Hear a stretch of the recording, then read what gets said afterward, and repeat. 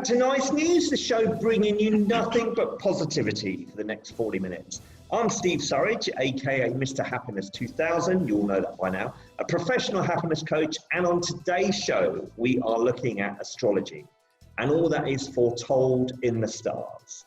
To find out more, let's go over to my ever gorgeous and glamorous co-host, Kaie. Thank you, Stephen. Thank you, everybody. Thank you for joining us here this Monday evening. Astrology, zodiac signs, astronomy are all intertwined. And there's a saying that astrology is a language. If you understand the language, the sky speaks to you.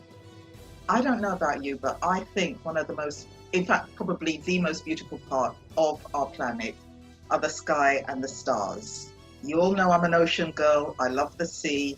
But to me, the sky really is the last great frontier. And I love it. I think every single person, myself included, has looked up into the sky, into those stars, and just had their breath taken away by the beauty.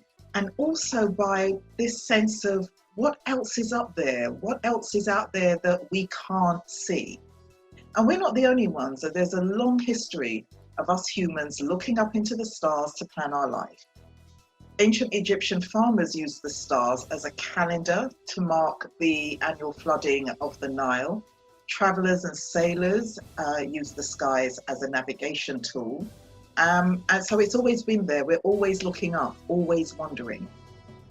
The ancient Greeks were the ones who gave us astrology as we know it today, but it's been around for about the last 4,000 years.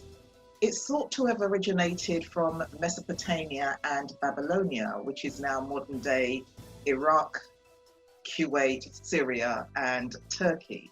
And astrology has been around in some form in various ancient cultures. The ancient Egyptians refined some of the concepts that the Babylonians had, but it was the ancient Greeks who took these ideas, added some of their own, including 4 elements: earth, air, fire and water, or as I would like to say, earth, wind and fire, and then some water, and created astrology and the zodiac that we know and use today. They call it the Western or tropical zodiac and astrology, but you know, there are other types. You may be familiar with Chinese astrology. It's one of the oldest horoscope systems in the world, and it uses animal signs and the year that a person was born as opposed to the date and time to determine that person's characteristics. There's also Vedic astrology, which is a traditional Hindu system of astrology and astronomy. Mayan astrology, which I'm sure Deva will tell us about later, that's based on the Mayan calendar and is thought to be one of the most forward-thinking kinds of astrology. I mentioned him just now. His name is Deva Nirguna. He's our very special guest, and he lives in a very special place in Guatemala, in the heartland of Maya country. And hopefully he can give us some insights into all of this. Now, me personally, I've never really followed horoscopes, but for today's show, I thought I'd have a look at some horoscopes, some online horoscopes, and see what the predictions were. Well, I looked at 3 online, 1 tabloid newspaper, and they all said different things. But Deva created my astrology chart, and we'll be having a look at that a little later. I remember when he did it, he said to me that my chart was very interesting. I wasn't quite sure whether or not that was a good or a bad thing, but it did explain a lot about me. He'll be discussing how COVID-19 was predicted in the stars, and later on I'll be sharing with you how people are using horoscopes to define their career paths, how some people get so caught up in their horoscopes that they literally don't leave the house to go to work. And we'll also be taking a look at how millennials are using astrology to help ease stress and find partners. I'm a Virgo. Well, I'm a Virgo. I mean, I'm not a typical Virgo. I've looked at some of the characteristics of Virgo. I don't know if our guests and the audience know, but each one of the 12 zodiac signs has its own specific traits. There are gemstones associated with it, desires and attitudes. And although the zodiac is often listed to begin in January with Aquarius, in fact, it starts on the spring equinox with the passage of the sun into Aries. Now, as I said, I'm a Virgo. I've been told I'm not a typical Virgo, and I think that's true. I'm not. Virgos are supposed to be almost OCD about tidiness, very meticulous, very analytical, whereas I often operate in a state of what I call organized chaos, and I absolutely love it. So for this show, I had a look at some of the Virgo traits, the strengths and weaknesses. And I've highlighted some, which I'm just like, that is not me. That is not me. My strengths are, I'm loyal. I am. Analytical, I'm not too sure about. Kind, yes. Hardworking, yes. Practical sometimes. My weakness is shyness. Have you met me? All work and no play. That's definitely not me. But the one that really made me laugh is where it says, I dislike taking center stage. Again, I'm going to ask the question, have you met me? It's all a bit weird, isn't it, this star sign stuff? So hopefully... Well, yeah, maybe. We're going to find out some more during the show. So thank you, Kaie. So what do you think when you hear the term astrology? Do you believe in it? Do you think the stars can predict your love life? Or do you think it's a load of old gobbledygook made up to fill space in newspapers and give Mystic Meg a job? So we went on the streets asking this, and this is what you said. I do believe in astrology. In fact, whenever I wake up in the morning and I have a big day coming ahead, or I have to go to work or whatever, I go onto my app on my phone and I read my horoscope, and I just try and get to see what's going to happen. I don't totally rely on it, but I try and get the idea, like the outline of it. And for example, whenever I meet someone in the street or someone I know in a bar, or like, you know, a new person you're going to come to know in your life, I usually ask them, what is your zodiac sign? So whatever they tell me, I'm a Libra, I'm a Virgo, I'm a whatever, a Pisces or whatever, I try and know the traits of this zodiac sign. So I do try and rely on it, and I do believe in astrology, and I do believe in the planet assigning. I believe in astrology. Yes, I do. And I've been believing in it, I suppose, good part of my life, but I didn't really. But now I'm older and gotten through all of the stuff of life, and I do realise that astrology has a great bearing on many people's lives and mine. I don't believe in astrology, but I do believe that I have some traits of my star sign, which I sometimes read about. So we are joined by our special guest today, spiritual guide Deva Nirguna, and Deva is zooming live to us all the way from the Mayan mountaintops of Guatemala. So we don't just get our guests from round the corner and down the road. So Deva, thank you for joining us. Hi there, Stephen. Can you hear me okay? We can. We hear you. Yeah, brilliant. So Deva, you've been practicing astrology for 40 years. You're an astrologer, an artist, an architect, the creator and director of your own personal retreat center. How's it pronounced? Atitlan Arte Vista. In Spanish, it means kind of the art view. It's a creative retreat center down here for personal retreats. And you're in the power portal of is it Mayan heartlands? So tell us, Deva, what exactly is astrology? We're already confusing it with horoscopes. Is it horoscopes? Well, this thing that you read in the newspaper is based on your sun sign. And I won't even talk astrology to anybody unless I know your sun, moon, and your rising sign. Doesn't even make any sense, at all.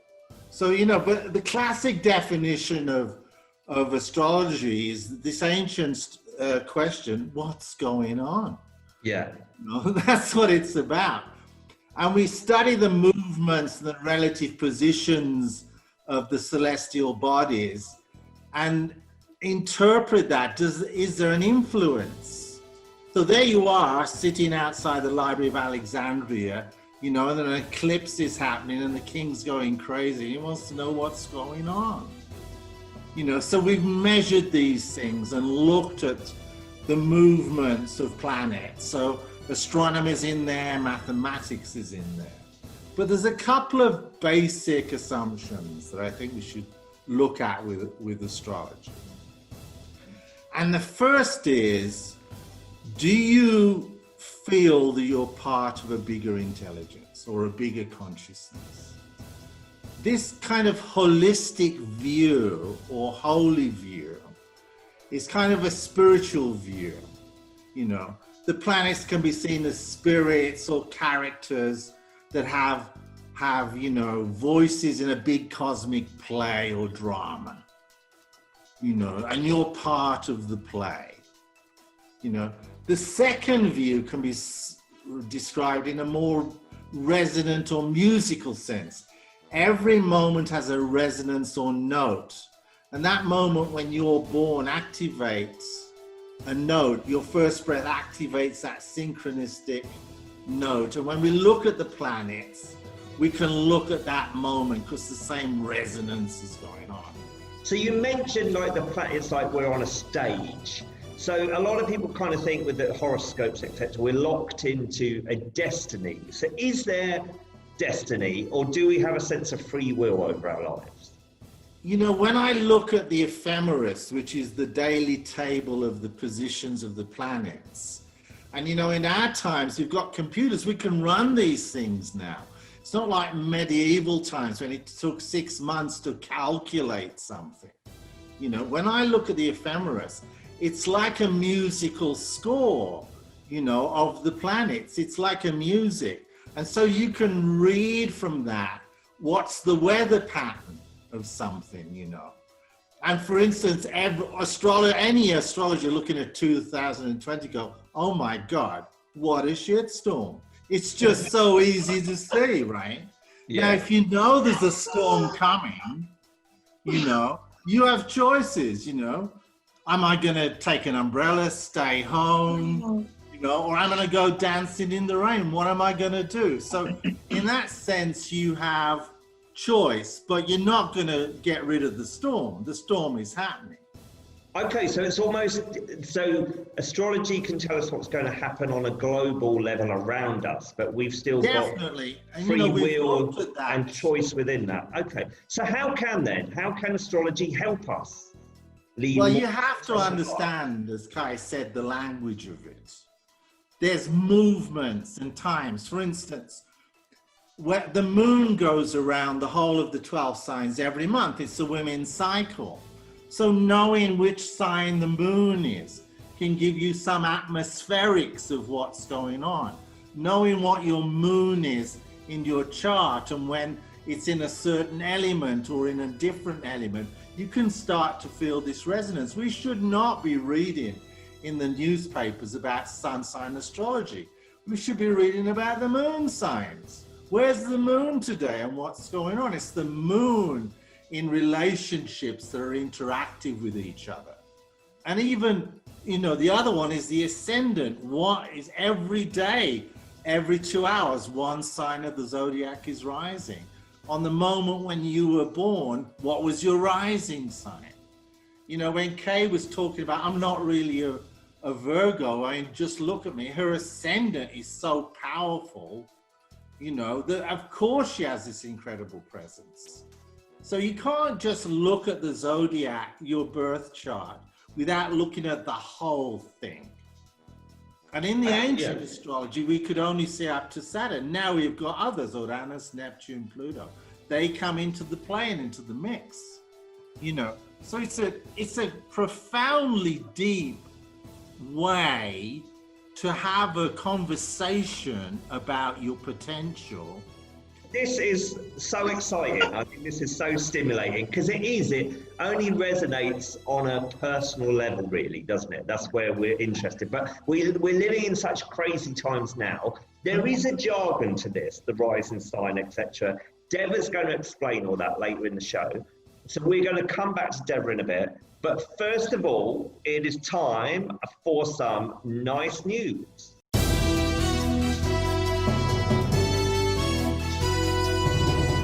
Well, one of the ways in which we can use astrology and the zodiac to live our lives is to find the perfect job. What is the perfect job for your star sign? More to the point, what kind of jobs should you avoid down to your star sign? Some may call it rubbish, but there's a growing number of people, particularly women, who claim that astrology has helped them climb the career ladder, and they are using consultants and even apps to make career decisions based on their birth sign. Rose Smith is an Australian psychic, and she believes this is something we should all be doing. Because she says, although the world is trying to return to some sort of normality, the ramifications of what I call the Rona will continue for years. Rose thinks we should look at opportunities that are aligned with our personality traits, and if you don't know what your personality traits are or you're not quite sure, get an astrological chart done, because she says this is key to helping with this.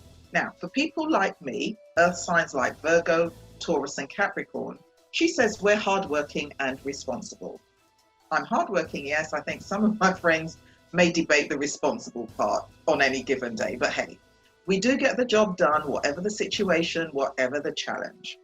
And she listed a set of best and worst jobs for Virgos.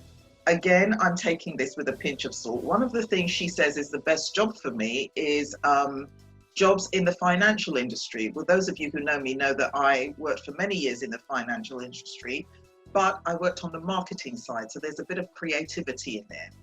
One job I should definitely not be doing is plumbing or sanitation work. And Stephen and I had a good giggle about this. He's like, you sure you don't want a job in plumbing or sanitation? I've got a toilet that needs your help. It's all right.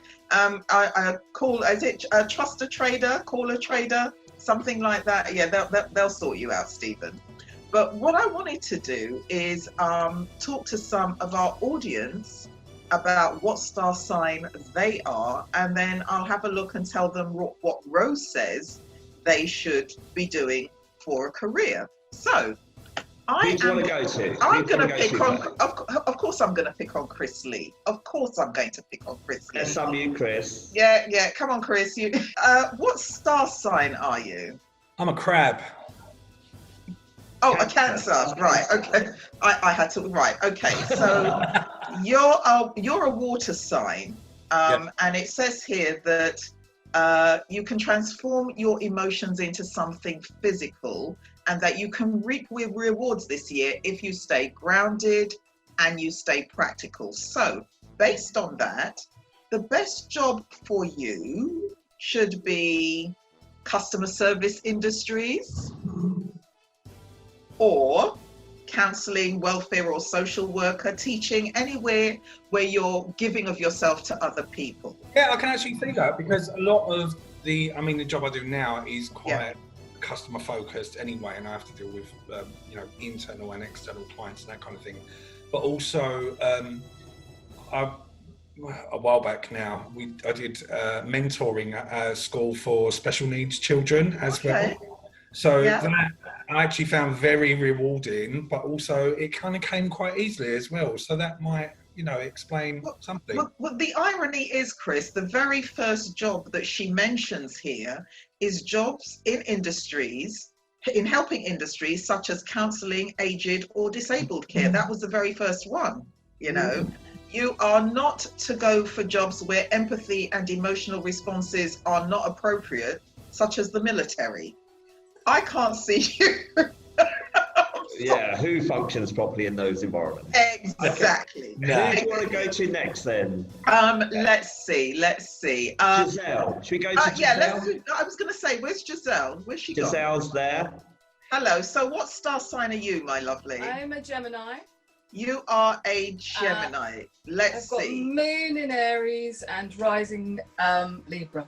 Gemini. Apparently you're curious and think about things before making decisions. All air signs have good communication abilities and enjoy illuminating conversation. You're also good at writing, social media and publishing. So it says here, some of the best jobs for you: PR involving writing or social media, journalism, advertising. And some of the worst jobs for you are jobs where creativity and self-expression are not encouraged or allowed, and jobs involving strict schedules which don't allow flexibility. Does that sound like you? Totally. Right. You did mention toilet cleaning on that one, Giselle. No, Only Kaie. but You know, this is why people sometimes when we're doing this show, there's certain things that I think 3 times about sharing with Stephen before I actually do it. Even as I'm doing it, it's like, this is not going to end well, Kaie. But you know, we do it anyway because it comes from a place of love. So yeah, so apparently you can choose the right job for you based on your star sign. Well, we're going to find out whether that's true or not. We're going back to Deva now. Okay, so we're talking astrology. This is the bit where it gets really interesting. So Deva, we're living history at the moment, aren't we? We're living in crazy times. What are the planets saying about now, about the coronavirus? First, I want to pick up a little bit on the section we just did. When you look at your sun sign, which is what that was, you don't say star sign, you say sun sign. The sun represents in your chart your power to do something. So for instance, the second person who has Aries rising, you know, that sets up the tone of where things are in the chart. So you can look in areas of the chart and look at career. It's this general overlooking like this it's got a point, but it's a very small point compared to knowing the sun, the moon, and the rising sign.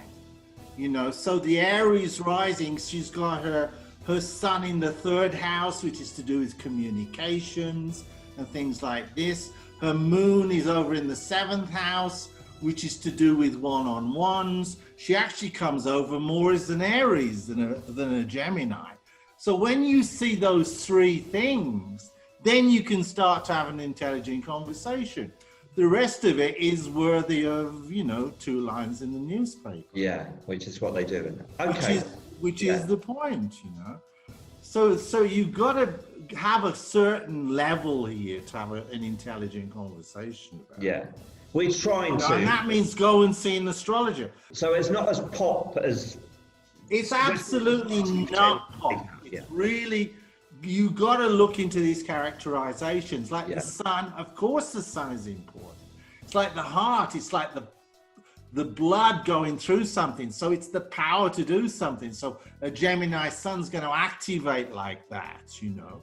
But you need those 3 basic things of ascendant, moon, and sun. We're going to look at more a Kaie's chart later on to see how this plays out with an individual. So Deva, tell us then about the coronavirus. You called it a shitstorm earlier on. Well, you know, it's a complicated language, and it's to do with the outer planets which move more slowly, but we could look at it coming together of things, you know, like a clash of cymbals in a big piece of music. And that's still going on. This is not one moment. The whole of this year, we've got these clashing of cymbals and change and things going on. And we're in a marathon here. And I think slowly we're starting to get that. The doctors are saying, well, World Health Organization, maybe by next year, we'll got to grips with this. And that shows in the astrology. In the astrology, it's like a cartoon. It's ridiculous. I mean, that's why I'll come on the show here, because you look at it, you know this language, you go, oh my God, it totally worked out, you know. So given that, we can look forwards, but we are in a marathon. So you've got to get some timing here for yourself. And one of the things that we're looking at is the way we schedule, how we use our time.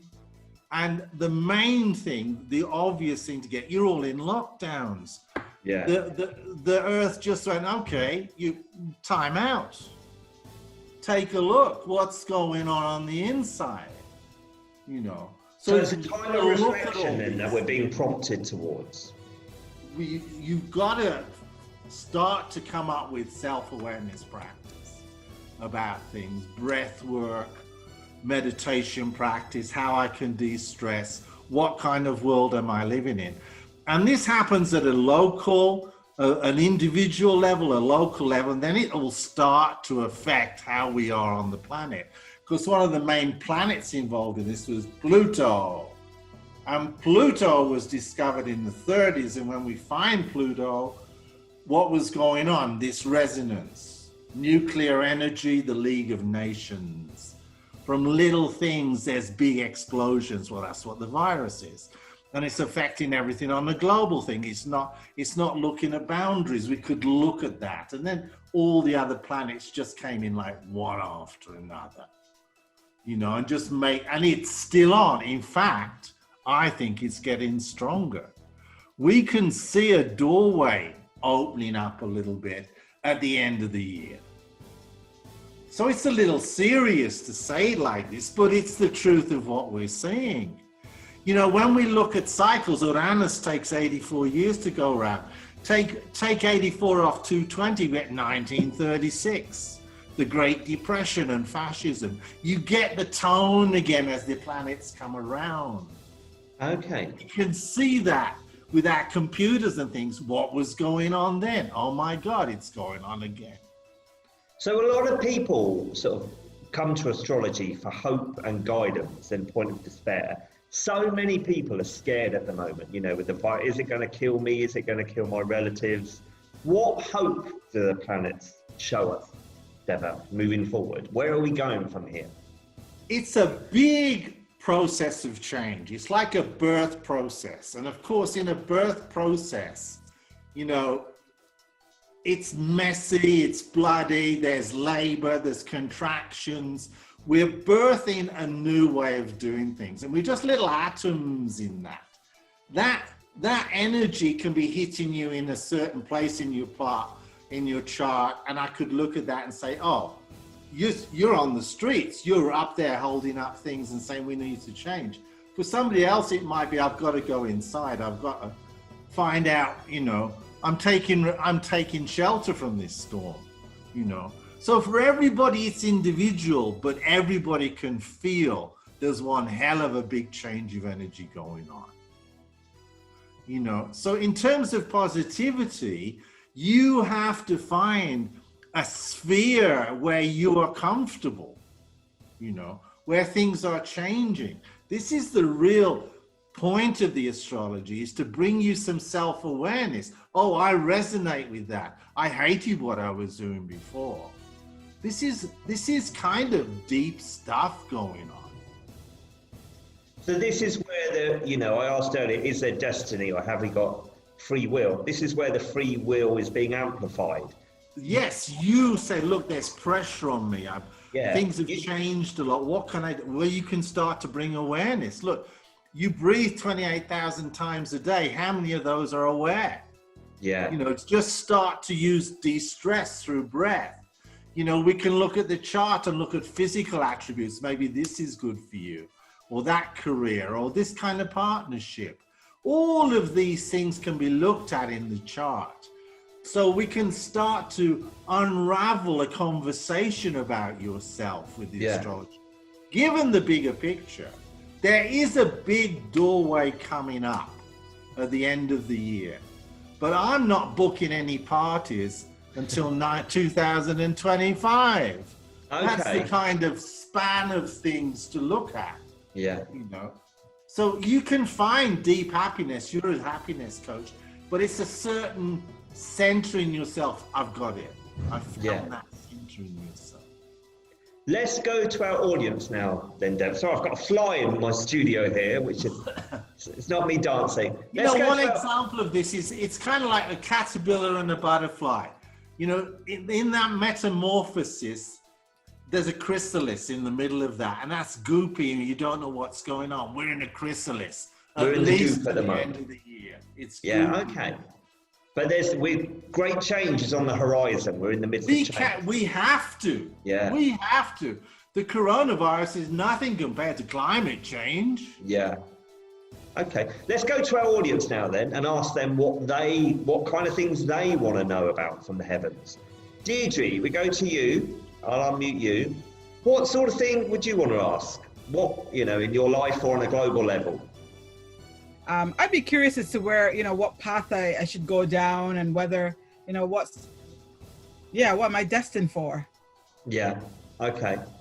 But that's Deva said, you decide that. You can't control Well, you get clues, you know. Yeah. It's like which path, well, you know, you can look at timing and chart. So look, this is happening right now.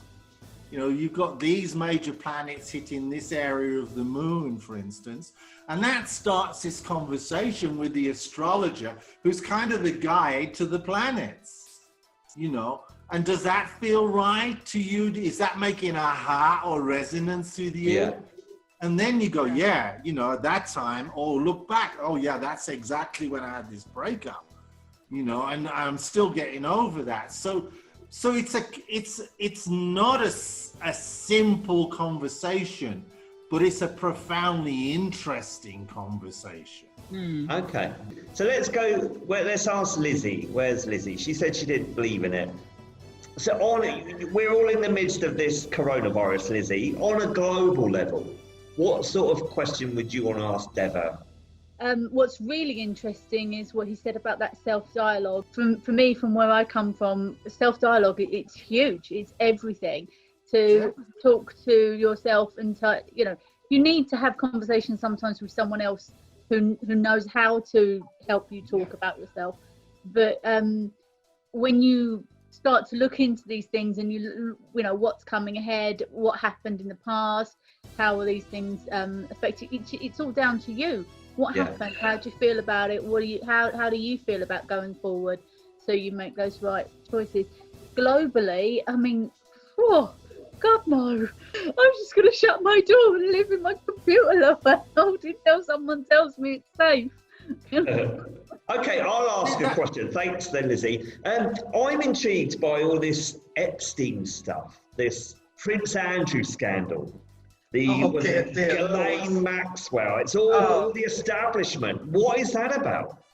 Well, you know, if you look at Saturn, it represents in the chart, it's the visible chart, it's the last of the visible planets.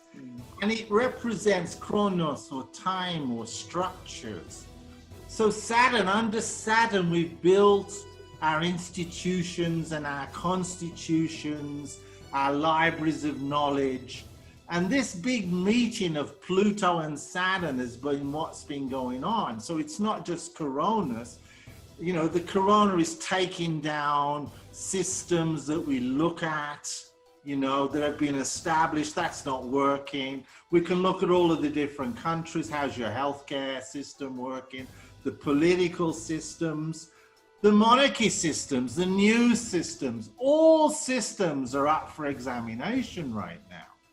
You know, so you can see that reflected there in that story. And I could go back a little bit and talk. Jupiter came into the mix, and the Me Too movement started when Jupiter was back in Scorpio, and that was about deep secrets of sexuality and things. And now it's come out into the public and into play. So, you know, from an astrology point of view, this is like cartoon land. Brilliant. Okay, we're going to come back to you, Deva. Don't move. But first, it is time to go to Kaie for some more nice news.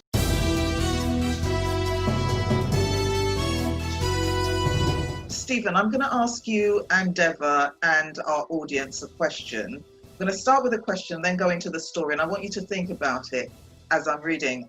Do you think the increased popularity of horoscopes and astrology is somehow linked to our worsening mental health? And I'll tell you why I asked this question. You may remember earlier I said I was going to talk about the fact that some people are so into their horoscopes and astrology that they literally don't leave the house. And for most people who check their horoscope, like Lizzie talked about back in the day to see when she was going to get, for example, her first kiss, it's harmless fun, but sometimes it becomes much more serious. There's a lady called Anita, that's not her real name, but for her it became very serious. She got to a stage where her horoscope ruled her life, and I do mean that literally. She said that previously she'd only ever had what she called a passing interest in horoscopes, but then she got transferred to San Francisco for work, and she said just about everybody she came across was talking about cosmic energies, crystals, and readings. So on a colleague's recommendation, she downloaded a free horoscope app and started using it. But within a few weeks of being there, her father got sick, and she says she found that she was using the horoscope app even more, not just for daily readings for herself, but for her father as well. She says she found the language soothing, and it gave her just enough hope to carry on. She then decided to get her birth chart done, and she called that experience amazing and spiritual. She had a recording of this chart that she had done, so she kept listening to it, also paying closer attention to the stars, to her horoscope, and then, to use her words, it was helpful until it wasn't. It got to the point where her horoscope took over her life, and she would get anxious if she had to do something, anything, that wasn't in alignment with her astral plans. And of course, that included work, projects, and meeting friends. She started skipping work. If her horoscope said that she should delay a project, she would. She wouldn't meet friends. And this went on for a good few months until her boss sat her down and basically said to her, "You're missing deadlines, you either pull your socks up or you get fired." And her sister staged an intervention. So Anita decided to move back to the UK. She threw away all of her charts and her calendars. She said she lost sight of who she was, and she felt that if she kept those things, the charts and the calendars, she'd never break the habit. So she's back here now. She's having counseling for anxiety, which she says has helped her manage her dependence on astrology, although she admits she still checks her horoscope via various apps on a daily basis. So that's why I asked the question at the beginning. Do you think that this increased reliance and popularity of zodiacs and star charts and astrology is negatively impacting our mental health? Yeah, I can relate to that, actually. I've got to say, in a time of need, when I was depressed, I remember my mum had introduced me to sort of, it's this newspaper astrology, isn't it? Not the big stuff that Deva's been telling us about. And that's where it can be dangerous, because it can just, I've worked on magazines and they admit it's made up. And yet people are believing it and thinking it's some kind of guide. That's where it becomes dangerous. No. Okay, well, one of the other ways in which it's being used is, I've just spoken about somebody who basically let it rule their lives. Millennials are using astrology to help combat stress. Research by a psychologist, Graham Tyson, shows that people tend to turn to astrology in times of stress, even though previously they may not have believed in astrology. They use it as a coping mechanism. Well, as Deva has discussed, what could be more stressful than this global pandemic? According to the American Psychological Association, millennials report more stress and less certainty about their future than any generation before them. Because they also tend to be less religious, they feel a bit uncertain living in these times, and they're looking to the stars literally for guidance. Astrology websites and apps are some of the most fastest growing websites that are being created. And that's where the majority of millennials are headed, because these sites cater to a desire for self-knowledge and for the guidance that they're seeking. And it's not enough in our day, are you a Capricorn? Are you a Scorpio? Do you get on with Virgos? They want much more than that. They're getting birth charts done and learning how to better understand themselves and their life's path. And some of them who have the money and the resources to do it actually have their own personal astrologers on speed dial. And they're using astrology to determine everything from how to cope with stress to what jobs to go for or not, and even who they're supposed to date. Chani Nichols is an astrologer based in Los Angeles, and she said something has happened in the last 5 years that has made astrology popular. It's given it an edginess and a relevance for this time, and it really resonates with millennials. And Jessica Pels, who's Cosmo's editor-in-chief, says that the interest in astrology cuts across all demographics. So it's not just white people or black people or Asian people. All millennials seem to be interested in it. They use it as a communication tool, and it's like they speak to each other in, if somebody said to me, "Oh, Mercury's in retrograde," I would probably not know what they're talking about. But apparently this is language that millennials speak, and it's popular with everybody. So if any predictions ever came true for me, in my case, I would say it was related to my horoscope. And, you know, while reading it through, I was just like, okay, maybe this is just something they say, maybe it's not going to happen, but it truly sets the mood of the day. Maybe it's unconsciously, but it's more of like small events happening. They're going to have an impact of the day and how it's going to turn out. And I do believe sometimes, depending on your zodiac sign, that it's going to have an impact on your day. And this is how it's a prediction that would come true to me. I don't think that like specific things have necessarily come true or anything like that. And I'm not massively superstitious like that. But I think some of the things that my star sign suggests, a day or a month, it resides some sort of way in my life. But with anything, I think you just have to look at it and take what you want from it and leave certain parts of it and just take everything with your own rational mind. So no predictions have necessarily come true, but I think that you just have to be smart about how you see them. If I could predict, like if you could predict the future for me, I can't see anything that I would like to know, because knowing your future, I think, is kind of like having control over your future. And if you have control over your future, it's a bit of an influence and it's not going to come natural. So for me, I think I would not like to know anything. I don't think I'd specifically want to know prediction, but I may want to know general stuff, whether I'm going to have a stable career and be happy. Personally, I don't think I'd specifically want to know anything. I feel like knowing specific dates or times in my life or types of energies that's going to happen, I feel like it would change my decisions that are natural to me. I feel like it would sway me in different areas and put like something in the back of my head, and subconsciously I'd do different things in my life that may not be the best for me at the time. So I don't know, I think I wouldn't, just like predicting future and stuff, I don't think I'd ever want to know what's going to happen or events, days, significant people that are going to come into my life and stuff like that. I don't think I'd ever want to know, just because unexpected, you know, things are the uncertain, like it's more fun that way, and I just think it would be more challenging. Is this the part where we get to my chart? It is. This is the bit Kaie's been looking forward to. Yeah. Deva is going to show us, by looking at Kaie's individual chart, how astrology can predict an individual's future and life path. So what I was going to ask first of all, Kaie, so what 3 areas do you want Deva to tell you about your life and your future on your chart? Well, for me, Stephen, I think that part of the difficulty or challenge, should we say, challenge is a good word, with getting information like this is that there's almost a temptation to lead your life to fulfill the prophecy. I suppose for me, to be brutally honest, relationships, that's my biggest thing. I'm not so much involved in the career side because I kind of know where I want to go now. Okay, well, let's see. Yes, Deva. Romance, career, and one more. What? Oh gosh, finances. Let's do I would say those are probably. That's what. Yeah, those are probably the big 3. I know. So Deva.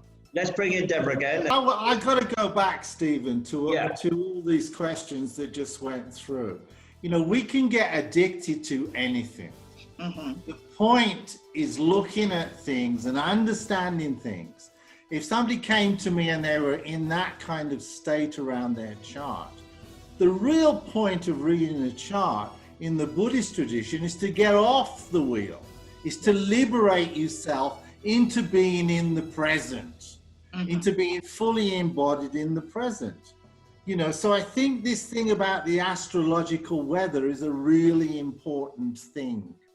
You have choices, but don't try and swim upstream when it's better to cruise downstream. Yes. No, so, and I think on the millennials, they're so tuned into a different level of kind of being. We can look at this astrologically, and of course it's resonant.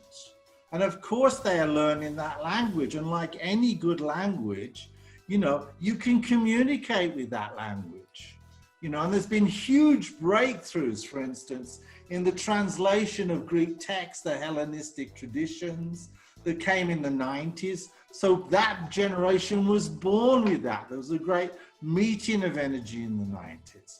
So that generation really does get this understanding. And when you start to look at the things that they've got, like gender fluidity, and and examining the colonialism of astrology, you're right. There's systemic structural things that go on, but in astrology, you don't have a lot of that. You don't have a lot of racism or this or that. It's starting to go like that. When people call Geminis two-faced, for instance, it sends me nuts, to start to do that, But, to get specific with Kaie, like if she's asking about relationships, you can look at, in a pop sense, Mars and Venus, how they are balancing in the chart.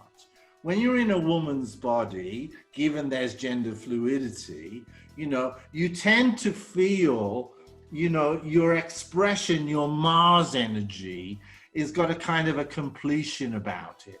That may be with a partner or how you do things. Now, Kaie has Mars and Venus exactly together in Pisces. So she's got this roundness and independence and completion about herself with this Mars and Venus together. Somebody else might have a Mars and Venus that don't have this complement. They may be in a square or in a triangle. I have it in a triangle. So for me, this energy between Mars and Venus is very much like a musician. It's very balanced. I am a musician. So for me, relationship looks more like, oh, I'm in tune. You're in tune. You want to play. It looks like that. Other people have it in squares. They're always in relationships working things out.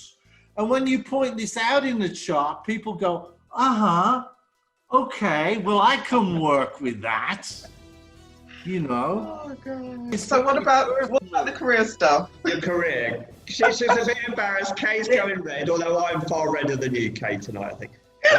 In career, we have to look at a certain area of the chart, for instance, and there's many factors that come into career.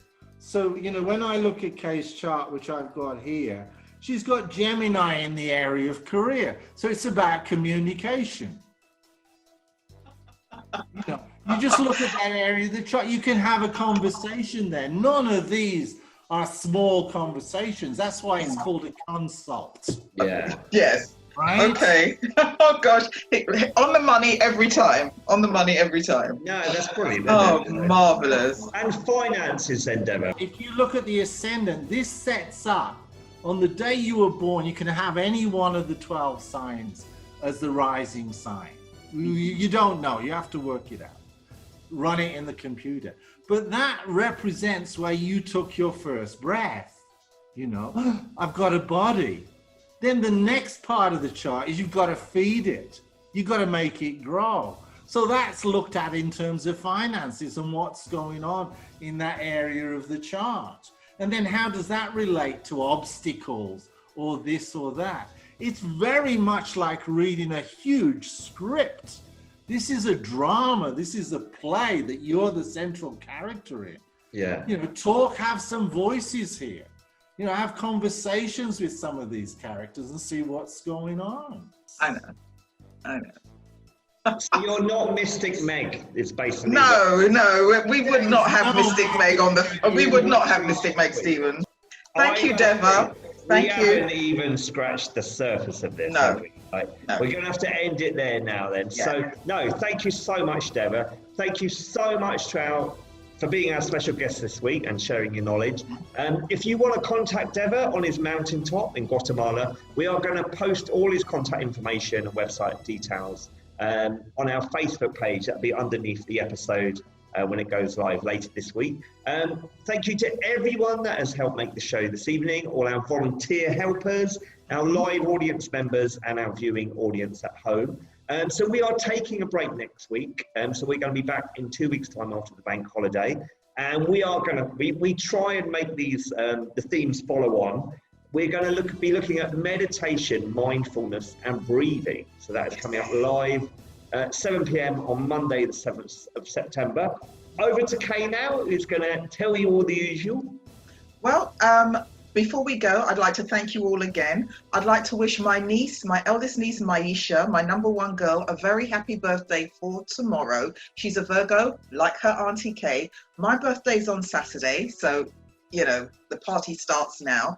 And I'd like to shout out all of the August Virgos. My birthday's on the same day as Michael Jackson, so rest in peace and have a happy birthday, Michael.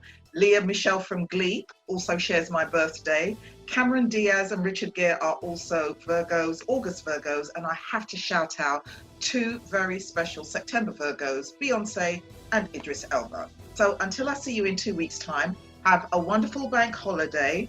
Bear in mind it's the last one till Christmas, but you're going to make it fun. Thank you all so much for being here. Thank you, and we'll see you again in 2 weeks.